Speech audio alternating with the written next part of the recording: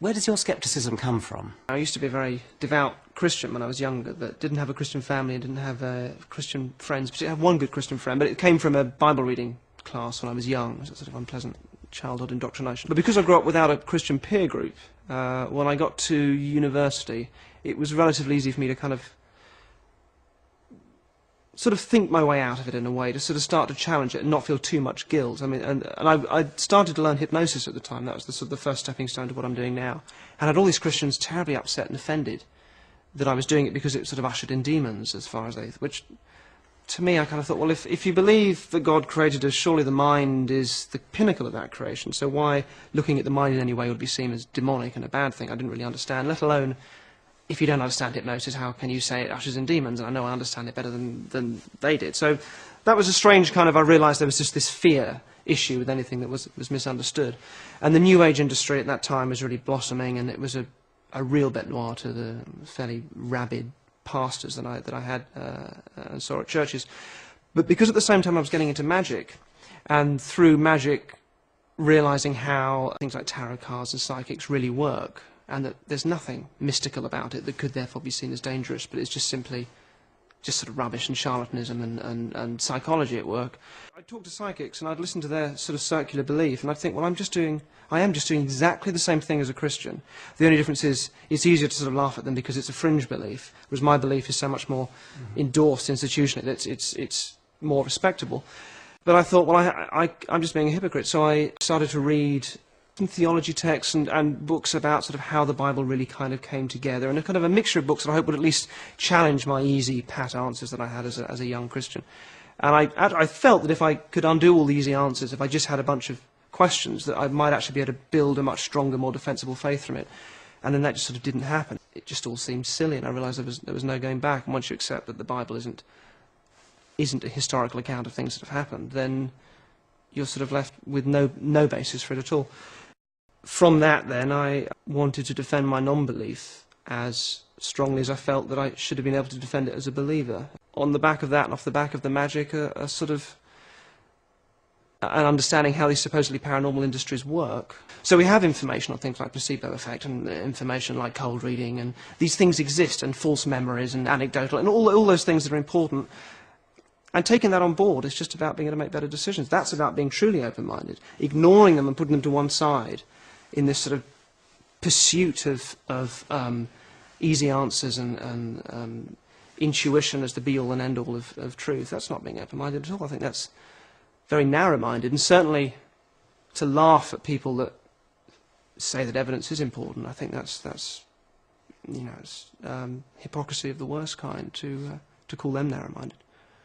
Derren, could you begin by telling me what cold reading is and how it's used? From psychics to spiritualists to palm readers to graphologists to astrologists, the expert in question is either just simply deluded and naive, or they're using a skill called cold reading, which is a way of communicating information to somebody where it sounds like they know everything about you, and they can reveal facts seemingly about your life and describe your character in a way that you'd be amazed by. Whereas in fact it's a linguistic trick, or a set of linguistic tricks, where they're saying words and you're constantly supplying the meaning yourself, but it can be very convincing.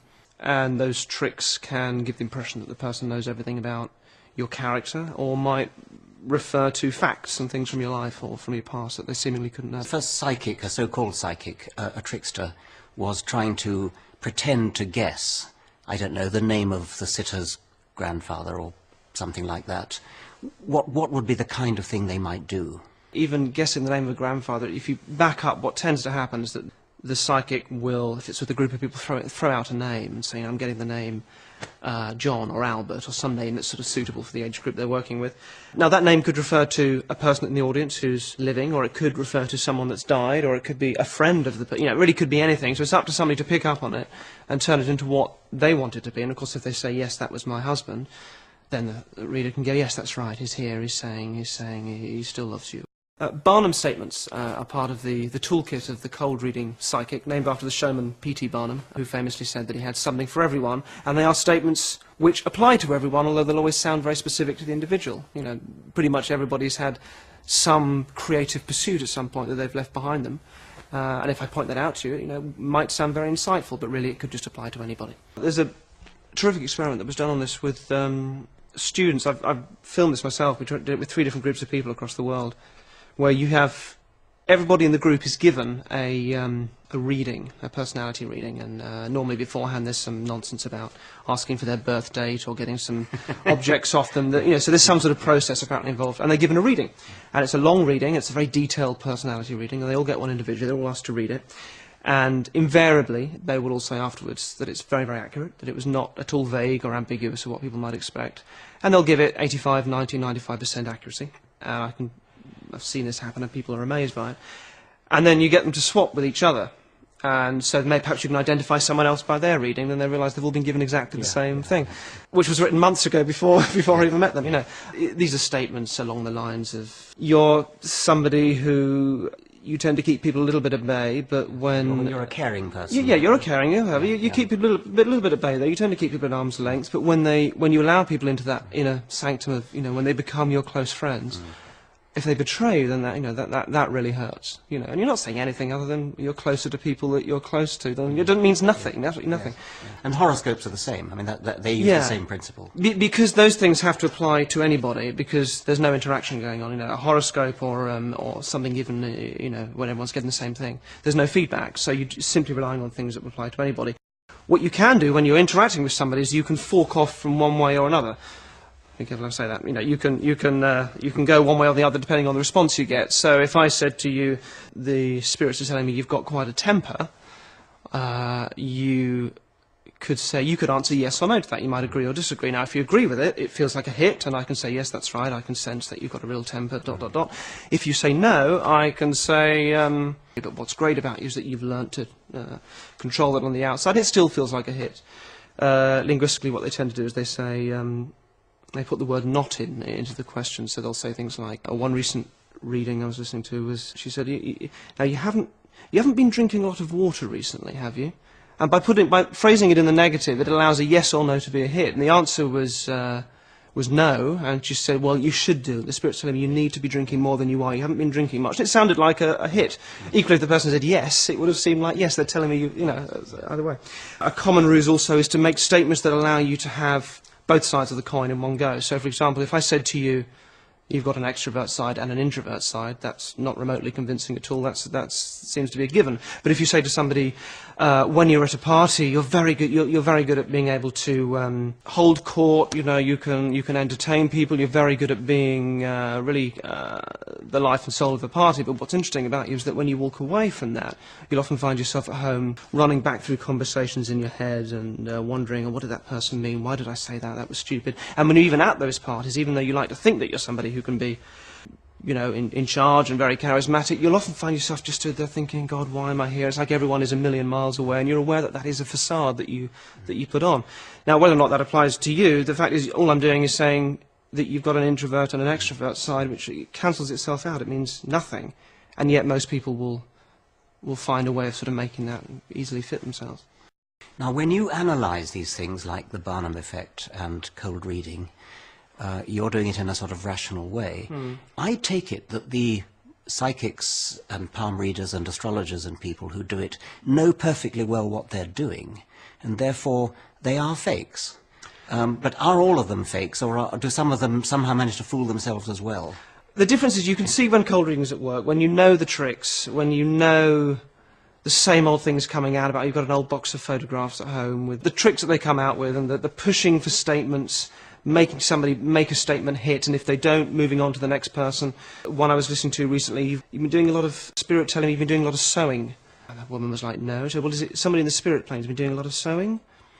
No, she couldn't make a hit. And it was, so went to the next person, is it for you? You've been doing a lot of sewing? And the woman was, no. She said, well, there's a coat, you've got a coat at home with, there's a button that's loose or a hem that's loose. No, I mean, it wasn't working. And in the end she said, well, have a look for that, my dear. They're telling me there's a, and it went from somebody with, to nothing. So when you see that, that's clearly that person they know exactly what they're doing. They're desperately trying to get a hit. I've been to psychic training colleges and seen people that are very sincerely trying to learn. They've been told they believe that they're a bit psychic because, we all have a certain amount of intuition, and we all, if we misunderstand things like kind of coincidence and a phone ringing because we've been thinking of somebody earlier on that day and the phone rings and it's them, we might mistake that for being psychic if we don't really understand how those things can easily happen quite a lot of the time. So I think there are plenty of people who learn it genuinely and really think that, whether it's palm reading or tarot cards or whatever, that there really is a system, and they just... The instructors on the training course are teaching cold reading while dressing it up as though it was genuine, so they really are charlatans then? I think so. I think so. It's difficult because cold reading is something that you can be taught to do without it seeming like tricks. Okay. I've been in a situation where trainee psychics are sat around saying things to each other like, I'm sensing you're on a bus and the bus is going the wrong way, but it might not be a bus, it might be a relationship.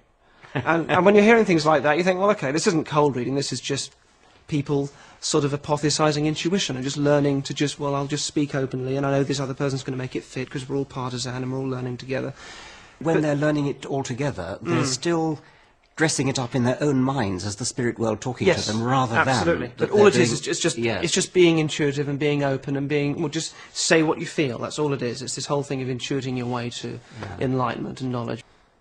That the teachers who are maybe more media savvy, more sort of career psychics and mediums, are very aware of what's going on and very aware of what the tricks are. But it's difficult to tell. But I've heard it suggested that sometimes these rather lucrative acts that people put on of psychic divination and things often start out as a kind of folie à deux, that somebody and his partner or his father or something kind of manage to convince each other that they can do something that they can't, and they sort of rev each other up, but still kind of half believe in that they really are psychic, because once they had a really good success, which was a genuine accident or something, and so they're encouraged by this folie à deux partnership, and maybe the partner rigs it so that even the performer thinks he's getting hits which he's really not, that kind of thing. I think there are two common routes. One is the magician getting into the area that I'm into, which is sort of psychological mentalism, it's called,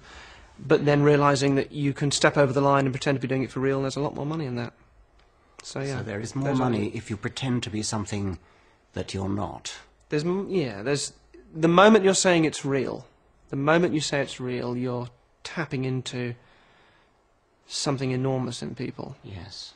The other route is the stage medium. Going back to sort of, Doris Stokes, very famously, it's sort of normally from showbiz stock, have normally been taught the skills by people from that world that, just see it as part of performance, as part of showbiz.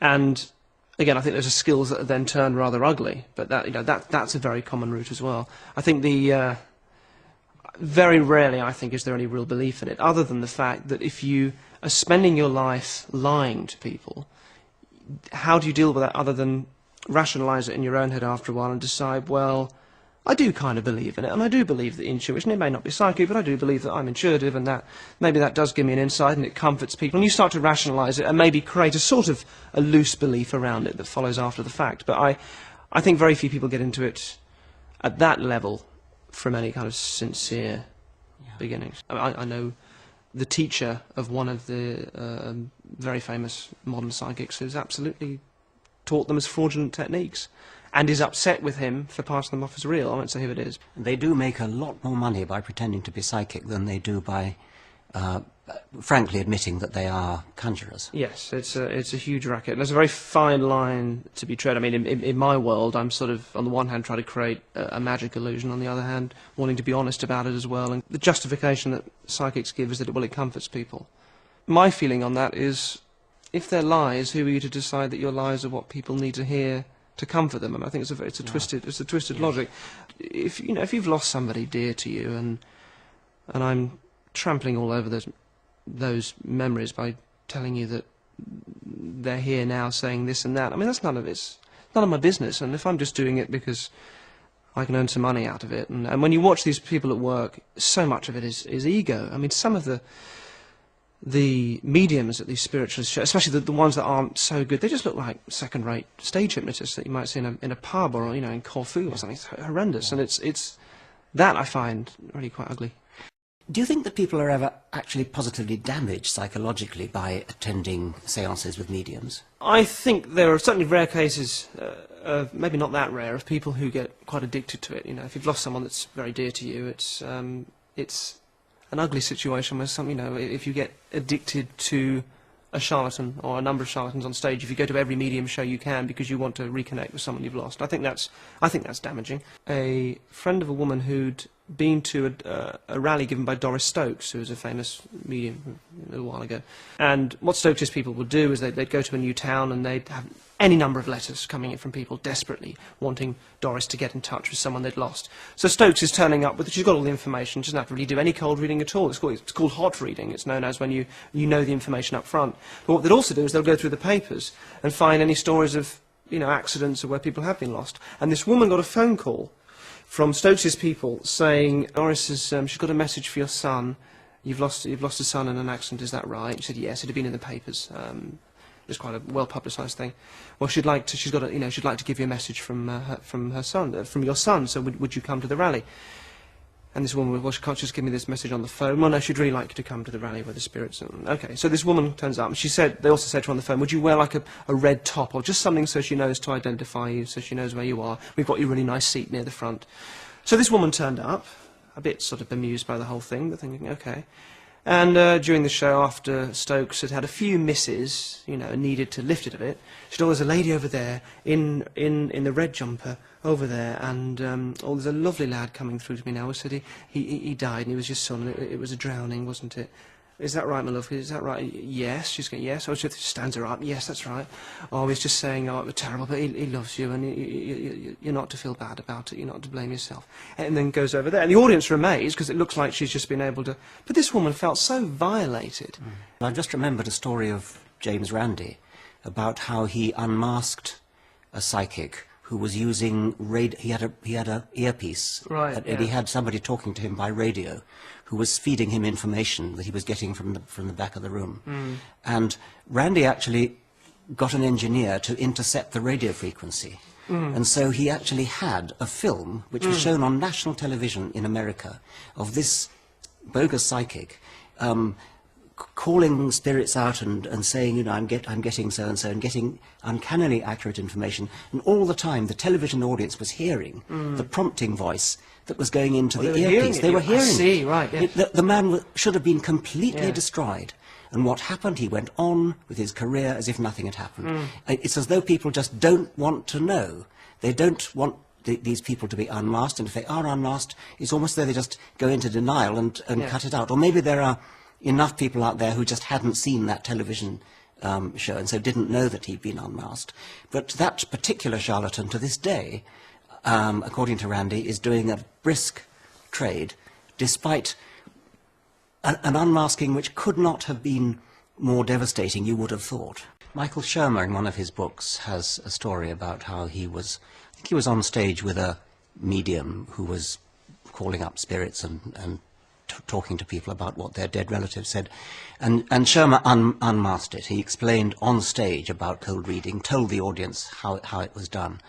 And afterwards, several people in the audience came up absolutely furious with him because he had shattered their illusions. Somehow it was thought to be cruel when people were deriving comfort and consolation from being deceived in this way. It was cruel to break that deception. Unknown cases of people that have lost a child that's so dear to them, and they cannot get over the fact they've lost the child, and become addicted to these charlatans, for want of a better word, and that to me is as cruel as it can be. Now, I don't see it as a mission to turn every believer into a non-believer, but I think it's important to get that message out so people can take it on board and understand it and have more information, because if you have more information you can make better decisions. I'm going to go to a séance where a medium will no doubt call up dead relatives of people in the audience and things. And can you give me some tips to what to look out for? I think you'll find it probably disappointingly transparent. I think with spiritualist services, a big difference is that the medium doesn't really have to do any work because he's got a whole room of believers. And that's the difference. If you approach any psychic with any sort of scepticism, you'll see through pretty much all of it unless they happen to get lucky, if you go there as a believer, of course you're going to want to make everything fit. And if you're going to a church service every Tuesday, or I think it's normally Tuesday they do these things on, and you're desperate, maybe this will be the week that the medium will get in touch with Albert or whoever, whoever I've lost. You'll do everything to grab at it. So they don't have to really do a lot of work. And if it's something you also have to be aware of, if it's a group that the medium is familiar with, he'll know a lot of their stories already. And a very common thing with TV psychics is that when the cameras are off, they have a chat with people in the audience and find out who would like someone to come. Anybody else should be looking at. Transparent as that, is it? I mean, they transparent don't even as that. What they often do is they bring their own clients with them, pick the ones that cry a lot, and bring them along on filming. But very commonly, before filming starts, they come out, have a chat with the audience, because they're all believers. Is there anybody you've lost someone who drowned? And okay, well, if anybody comes through that's drowned, I'll know that'll be for you. Okay. The best ones just keep talking. They know the value of just really not stopping and just bulldozing over any response from the audience. The worst ones pause too much. They get in too much discussion. They're found out. It's creating the illusion to the whole room that the medium's hitting one thing after another. Whereas if you really pay attention to what the person's saying, very often you'll just see they look a bit bemused and a bit bewildered. That does tend to happen. Again, depends on the style of the medium. The most common pattern is going to be throwing out a sort of a half statement, getting the name Albert. Does that mean anything? Can anybody find that for me? Albert, someone over here, or is it the lady over there? Then, and then the person in the audience will supply the information back. Yes, that was my husband. Okay. And then you get the medium will add that information. Now she knows it's the husband, whereas it could have been anything. It could have been the name of the person in the audience, Albert. It could have been a friend of yours in the audience. It could have been someone that died. It could have been anything. But now she knows it's the husband. She then feeds that back, or he feeds that back by saying, that's right, it's your husband here, and he's telling me that, you're a lovely wife, and moves on, as if he'd said it was the husband itself, but he hadn't. You get a statement that's made that's vague. I'm seeing something to do with an accident maybe involving water. You go, yes, that's right, when I was young, and he goes, that's right, he's showing me when you were a kid, and he's saying that he was, even there, he was there looking after you even when that happened, and you're amazed that he's picked up on this memory. Or you say, yes, that's right, the dead person died because of an accident in water, and then I'll say, yes, that's right, he's telling me that that's how he passed away, that he drowned, and I'll turn whatever you say. So I throw out some words, you give me the meaning, and then I carry on, I reiterate, I feed that back to you as if that's what I intended from the start. Although it's so quick that you really are left with the impression that the medium has all the information and is giving you, is giving the person in the audience bit after bit, and they're not. He's not. He's saying very little and waiting for the feedback and then throwing back. What you'll see is, far from it being all vague or saying things that apply to just everybody, you'll get very specific details being thrown at you. So I'm seeing a pair of cufflinks with a sort of a red jewel or something, something really quite specific, and normally the person doesn't quite make it fit, but then the medium will keep on pushing and start to turn into something else. Well, it's definitely some jewellery, he's definitely showing me jewellery. And then, of course, they're going to make jewellery fit. Well, yes, it was, I've got some jewellery at home. That's right, he's saying, have a look in your jewellery box because there's something there you've forgotten. And the red cufflinks have been forgotten. So keeping track of, well, what was the medium pushing for at the beginning? And one thing I saw was something to do with his dog that used to sleep in the hallway. And the answer sort of came back, no. Well, it's something in the hall. It could be a picture of a dog. Picture of a dog in the hallway? And the answer came back, no. I've just put up another picture. I've put up a picture in the hallway of the family or something. That's it. He's saying he doesn't like the picture in the hallway. The dog was forgotten. But it actually started off talking about a dog. Yes. And purely because of what the audience member said, now it's about a picture in the hallway. It's become something completely different. But it looks like the medium was just sort of fumbling. Yes. Whereas in fact he's gauging everything on what the person's giving us. Some people listening will be saying to themselves, oh yes, well I see that, but on the other hand, I was told a story by somebody who was told a story where the medium really did get an exact fit. And I suppose the point there is that stories only get passed on the very rare occasions when they do get an exact hit. Well, one of the first things you learn as a magician is that you do a trick, but half of the trick happens afterwards when that person remembers it and then wants to tell somebody else in a way that doesn't make him look stupid or look like he's been fooled. So these stories we hear are always deleted and edited and twisted in all sorts of ways. I heard a tale of a psychic who was at a policeman's event. And apparently it was a psychic the police had used, although I think normally it's psychics saying they've helped the police, but either way she was at this event. This was being told to me by a friend of somebody who was there that the psychic spoke to at the end of the evening, and the psychic came up to this guy, who was a policeman, and said, oh, very nice to meet you, and shook his hand. And as she shook his hand, she sort of stumbled back a bit and rolled her eyes back into her head, and said in a sort of far-off voice, "Oh, you better leave. Henrietta's cold. Henrietta's cold. She's waiting for you." And then she snapped out of it and said, who's Henrietta?" And the guy was amazed, because Henrietta was the name of his car. And when he went outside, it was snowing. So Henrietta was gone. Now, this guy tells my friend tells me, with that air of, how do you explain that? Yes. But if the woman had gone up to him and merely said, "Well, apparently you call your car Henrietta," which was the only bit of information that was of interest, that was the name of the car. Somebody comes up to you and says that, you just go, "Oh, who told you that?" Obviously, presumably loads of people at the event knew that, he's a policeman, he's called his police car a name, they presumably know that. Yeah. So it's not a big deal, the fact that she would know that, or might have found it out. But because of how she presented it, through nothing other than showmanship, it made the difference between a non-event that would be passed over and a massive event for this guy that has presumably changed his belief on a lot of things. And he goes around telling other people. Goes around telling other people, and yes. During the making of this programme, I've talked to a number of psychics and palm readers and people like that who've sort of done me. And what slightly disappointed me is that they got spectacularly bad results. I mean, I thought at least they'd be good at it, and that they would sort of get a reasonable number of hits. And bearing in mind that what they are is like some kind of conjurer. I mean, if a stage conjurer scored as many misses as these people, he'd be booed off the stage. And yet, because they bill themselves as psychics rather than conjurers, paradoxically, they're given more latitude, they're given more license to fail than if they were taking rabbits out of a hat or sawing women in half or something. Despite the fact that, extraordinary claims demand extraordinary proof. So yes. You'd imagine that it would be... they'd have a much harder job. Whereas the reality is they have everything stacked in their favour. They tell you that it's not an exact science, that some of this may not work, and all I do is I get a sense of this, and you'll help me make that fit, and if it doesn't work, then, they make no promises, for a start, which is a very odd thing from the outset. I don't know what they're claiming if they can't make any promises. And if you're not really making them fit, if you're not playing the game, then you're blocking the energy. There was one discussion I had when we filmed something along these lines that we didn't end up using because they were just so terrible. Was a discussion between a guy who was just our control subject, so he was neither being difficult or just being honest, and a psychic who said to him, "Now I'm sensing you either live on your own or you live with other people." And he said his response was, "I don't know, can you be a little bit more specific?" So she reiterated, "Well, it's either on your own or with a group of people." And again he said, "Well, I'm really not sure what you mean, can you be more specific?" At which point the instructor intervened, quite chippily, and said, "Look, you either live on your own with other people, which is it?" And he said, "Well, I don't know, I live with my family, I'm not sure what that means." She said, "Well, then you live with other people, don't block the energy," and was quite livid with him.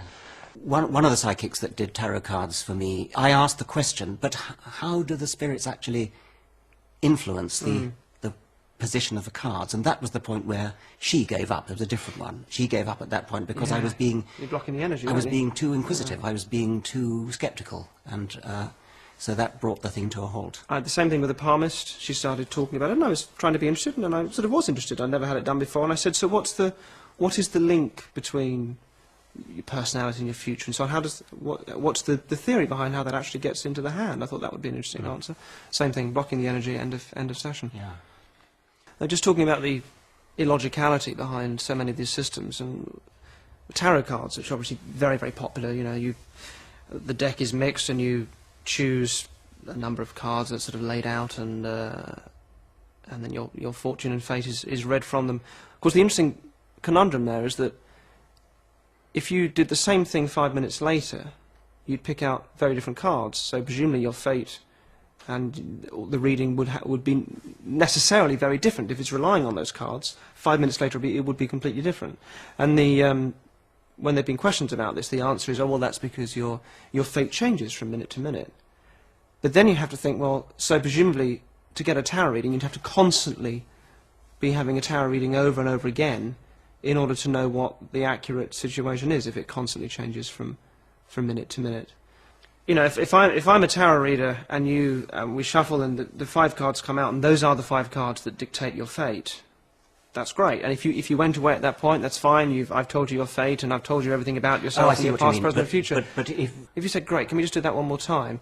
would you not expect the same cards to come out because if it's fixed? It's a good question. And if there are other ones, then wouldn't we, you know, but they say, well, it's because your fate constantly changes. Each time you deal the cards out, your fate changes from minute to minute. So the only answer for you is you'd have to consistently go back. Yes. When would you stop? When would you have the correct one? I don't understand that at all. Yes. I did a couple of psychics who are quite famous on television and things, and one after another they gave up. They would, I mean, the first one started talking about my father, and they said, your father in the spirit world is very sorry that he didn't manage to say goodbye properly. So I sort of strung her along for a bit before letting her know that my father is in fact still alive at the age of 91. At that point, she just gave up. She said, sorry, it isn't working, the spirits aren't coming through, I'll just have to stop. You'd think if it was real, you'd at least be able to sit there quietly and they'd be able to do it without needing any sort of feedback. You'd feel you wouldn't have to play the game as the sitter. One of the people I went to see was a psychic who asked to have my watch, which he held in his hand to get the spirit vibrations out of the watch, etc. And then he turned up some tarot cards. And then he went through a really rather stunning series of misses. Almost everything that he got wrong. He got some elderly relative beginning with the letter G, something to do with the advertising profession. Total miss. I mean, no suggestion. Then he got an elderly woman beginning with E. Well, that was a sort of hit because my grandmother's name began with E. That's incredible. And he and it is the commonest letter in the alphabet. Yeah. And he said that she kept lots of cats, and so I was able to tell him that she absolutely hated cats. They were the one thing she abhorred. Yes, yes. Anyway, it went on, and it was all a total set of failures. And then I was afterwards told at the end that he told somebody else that he'd done really well and that he'd got lots of hits, and I think he believed it. Maybe for him that was a... Yeah, I mean, it was the best readings ever But I mean, so that there's an element of self-delusion as well as just deluding the punter about this. The whole skill seems to be not about comforting people. I think that was rubbish, although they say that. It's about getting hits. It's about hearing yes, yes, yes. So it's a strange sort of ego thing. And getting money for it. And getting money for it. So, yeah. So I think it's not surprising that sort of self-delusion happens and that people after the event will say, yes, that went extremely well, and shamelessly, you know, publicise themselves as helping the police solving this murder and that murder when they've done nothing other than presumably just rang up and say, do you want any help? No. Unless I aided police. That is self-delusion, but it's self-delusion born out of this sort of, I think, just this sort of ego need that runs behind it. Do you feel that there's any kind of growth in gullibility and in exploitation of gullibility going on at the moment?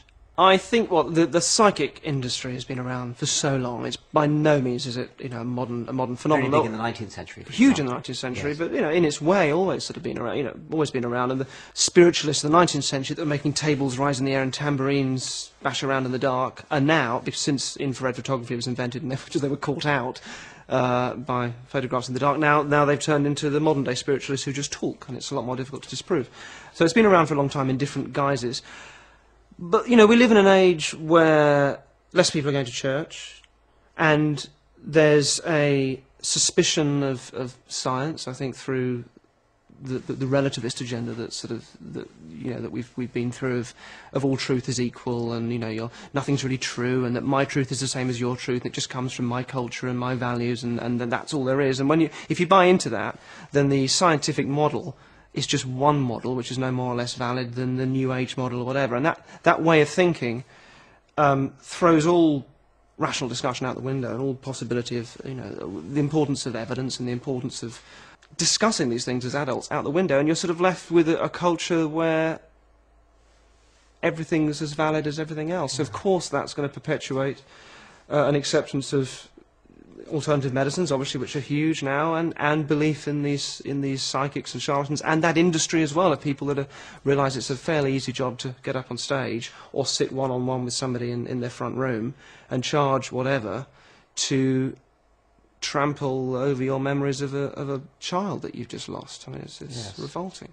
I'm slightly surprised that the academic sort of Sude's cornery of cultural relativism and things, which is big in academic departments in universities, has actually trickled down to that extent into the sort of mass audiences that are fooled by these fakes. It feels unfashionable to talk to people about the importance of evidence, of testing things, even just in a little way. You know, a friend of mine who's a psychic told me about, she puts crystals in her plants and they grow better. And I said, well, you've got loads of plants. Have you ever put two in the same window and watered them the same? Maybe just put crystals in one and not the other.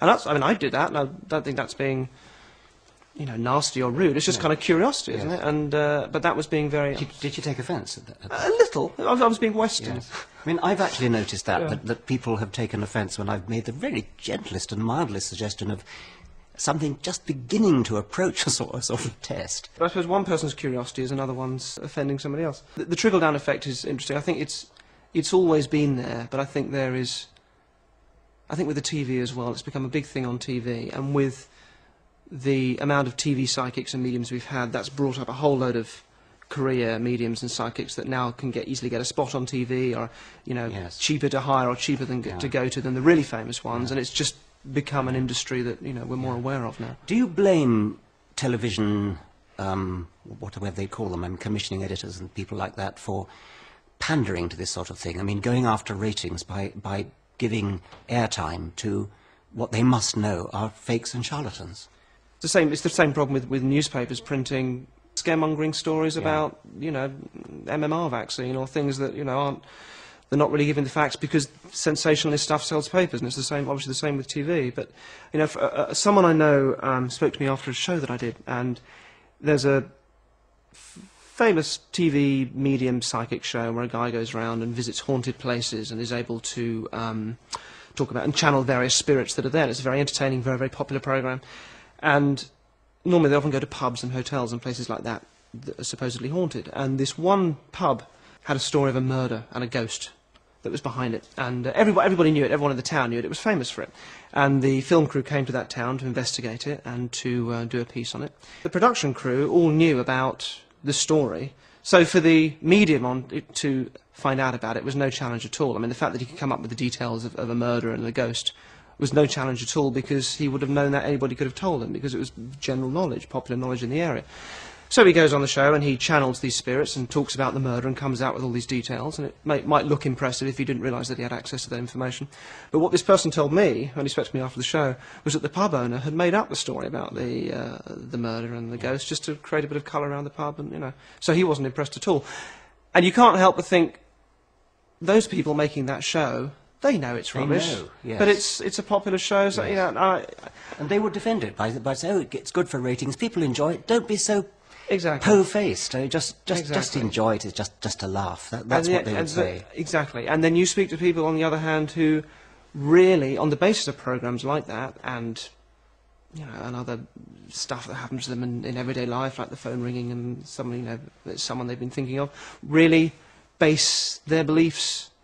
They change their life. They live their lives according to these messages that programs like that and things like that give out. So I think there's a responsibility that's ignored, but I don't know how on earth you police that. I have seen television alleged documentaries in which they're talking about ghost stories, and they'll get somebody to tell a ghost. I mean, everybody's got a ghost story which they heard somebody else tell, which perhaps they believe. But where the television people did something I think really quite wrong was they staged it. So instead of just allowing the person to tell the story, right, they actually got actors to create the story, and they didn't claim that they were really filming it. They admitted that it was actors, but nevertheless, the fact that it was, and the fact that they had mist all over the place and a spooky atmosphere, would have given far more vividness. People claiming to meet each other in dreams when they were asleep, right. And so the three men went to sleep, having agreed to meet in a certain place, and the television company actually staged a meeting with sort of mist swirling around and things. And then they said, well, of course, this didn't actually happen, but nevertheless, they put the idea into your head. By making it visual, it's much easier to believe in a psychic or a spiritualist, because what they're saying they're doing is quite easy for us to sort of grasp. We can make simple images, vivid images in our minds of what that involves, or what a ghost is, or what a psychic phenomenon is. It's much easier for us to visualise that and see that than the more complicated and interesting reasons behind it. And unavoidably, because who we are as people, and the way we like to form patterns quickly, and we need to in order to move on and have those patterns as part of what we understand about how the world works, we fall for it, and we fall for it because it's easy and appealing, and that's a very difficult thing to get round, because you can explain and you can explain, but those explanations are less appealing to the mind. They don't create vivid, colourful pictures. The great Carl Sagan was always being approached by people who claimed to have been abducted by aliens. And he made a rather telling point that if he were ever abducted by an alien, he would immediately, since they obviously are brilliant mathematicians and physicists, or they couldn't possibly have got here in their spaceships, he would ask them scientific questions, or he'd ask them, please prove Fermat's last theorem, or the Goldbach conjecture.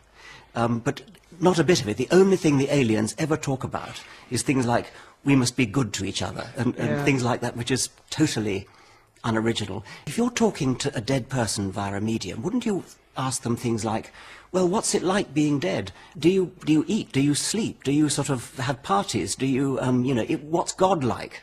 All those sorts of questions. But it's never that. It's, oh, well, tell him I miss him. The dog misses him. It's always so incredibly banal and unimaginative.